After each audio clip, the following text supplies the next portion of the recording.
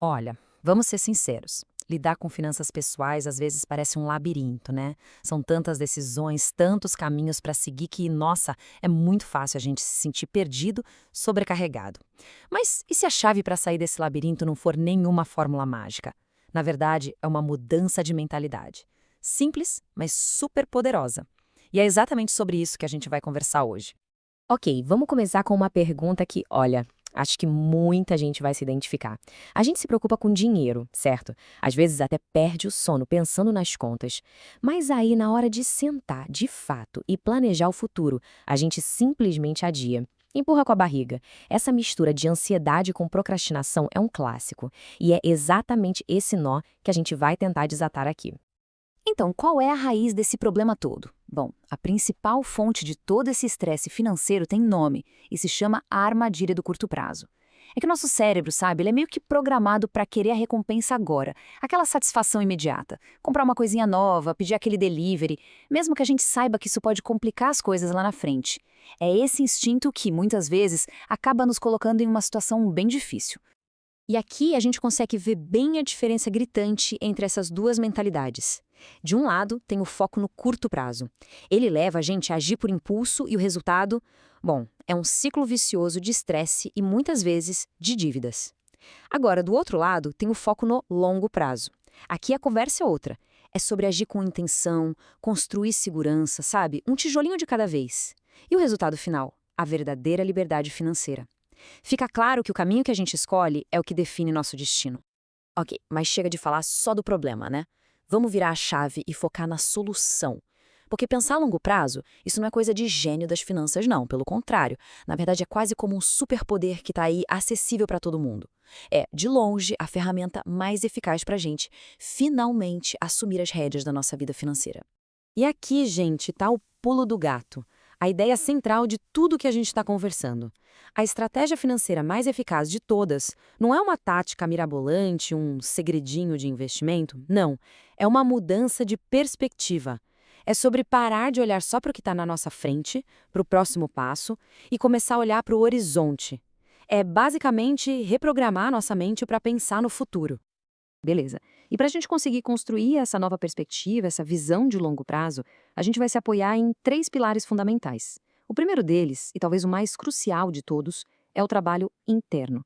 Sabe, antes de pensar em planilha, em aplicativo, a gente precisa primeiro organizar a casa aqui dentro. Então vamos lá. Pilar número um, dominar a mentalidade.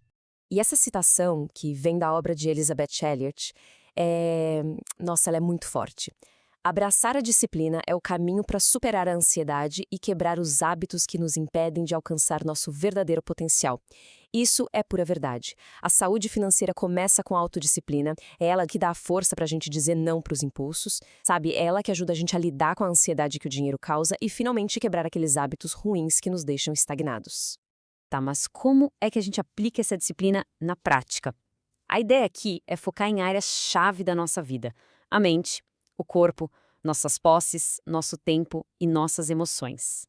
E aí entra um conceito muito legal, o de criar uma margem.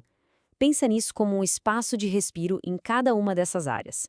Quando a gente cria essa folga, essa margem, a estabilidade financeira vem quase que como uma consequência natural. É simples, menos caos na vida é igual a mais clareza e mais controle sobre o dinheiro. Certo. Com a mentalidade alinhada, agora a gente pode sair da teoria e ir para a prática. Chegou a hora do segundo pilar, que é sobre colocar a mão na massa. É aqui que a gente vai ver as estratégias que realmente transformam o pensamento de longo prazo em riqueza de verdade com o passar do tempo. Então, vamos lá, construir a nossa estratégia. E essa imagem resume bem a ideia. Uma estratégia financeira bem pensada, inteligente, é justamente a ponte que vai ligar onde a gente está hoje com onde a gente quer chegar lá no futuro. É o mapa, o passo a passo do nosso grande plano de longo prazo. E o legal é que isso não precisa ser um bicho de sete cabeças. O investidor William Bernstein, por exemplo, nos dá um roteiro super simples e que funciona. Basicamente, são três passos. Primeiro, equilibrar o risco com a recompensa. Segundo, construir uma carteira de investimentos diversificada, sabe, para aguentar os altos e baixos. E terceiro, olha só a conexão com o nosso primeiro pilar, manter a disciplina, especialmente quando o mercado fica maluco. Nada de fórmula mágica, só o bom e velho feijão com arroz que funciona. Muito bem. Mentalidade no lugar, estratégia desenhada, o que falta? Falta a gente construir uma base bem forte para sustentar tudo isso. E esse é o nosso terceiro pilar, fortalecer a base. A gente vai falar agora daqueles elementos essenciais que garantem que a nossa casa financeira não vai desmoronar na primeira tempestade, sabe? Especialmente quando o inesperado bate a porta. E esse número aqui na tela, 20 mil, ele representa uma coisa muito poderosa. São mais de 20 mil voluntários da Operation Hope. É uma organização que se dedica a construir o que eles chamam de dignidade financeira através da educação. Isso dá uma dimensão, né? Mostra a escala do trabalho que está sendo feito por aí para fortalecer a base financeira das pessoas, das comunidades. E essa frase da Operation Hope traz nosso papo para uma realidade bem séria. O principal fator para determinar a sobrevivência vem da preparação e da mitigação de perdas. Ou seja, estar preparado para o inesperado não é ser pessimista, gente. É ser inteligente. É uma parte fundamental da segurança financeira. A nossa capacidade de superar um baque, seja um desastre natural ou uma crise financeira, depende diretamente do quanto a gente se planejou antes. Essa imagem da parceria entre a Operation Hope e a Cruz Vermelha Americana é um exemplo perfeito disso. Ela mostra que segurança financeira não é uma jornada que a gente faz sozinho, isolado no nosso canto. Pelo contrário, ela fica muito mais forte quando a gente tem sistemas de apoio, quando a gente conta com a nossa comunidade e, claro, quando a gente está preparado tanto para ajudar quanto para ser ajudado. Então, para resumir essa parte da base, a gente pode pensar em 3 alicerces de uma vida financeira segura. Primeiro, educação financeira, para a gente saber tomar boas decisões. Segundo, o poder de um bom crédito, porque isso abre portas para muitas oportunidades. E terceiro, preparação para desastres, para proteger tudo aquilo que a gente construiu com tanto esforço. Esses são os fundamentos. Bom, a gente passou pelos 3 pilares. Falamos de mentalidade, de estratégia, dos fundamentos.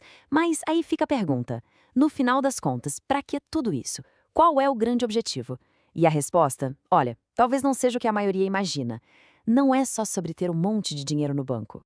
O verdadeiro prêmio de adotar essa mentalidade de longo prazo é, na verdade, a qualidade de vida. O dinheiro é uma ferramenta, um meio para a gente chegar em algum lugar. E qual é esse lugar? É a liberdade de poder fazer o que se ama. É ter bem-estar, tanto físico quanto mental. E talvez o mais importante de tudo é ter paz e espírito. Poder deitar a cabeça no travesseiro à noite sem preocupação. Essa sim é a riqueza que realmente importa. E para a gente fechar, fica essa reflexão. Pensa o seguinte: cada decisão financeira que a gente toma hoje é como se fosse uma frase na história que estamos escrevendo para o nosso eu do futuro. Ao dominar a nossa mentalidade, construir uma boa estratégia e fortalecer nossa base, a gente pega a caneta e assume o controle dessa história. A gente se torna o autor da nossa própria narrativa financeira. Então a pergunta final é: que história a gente vai escolher escrever?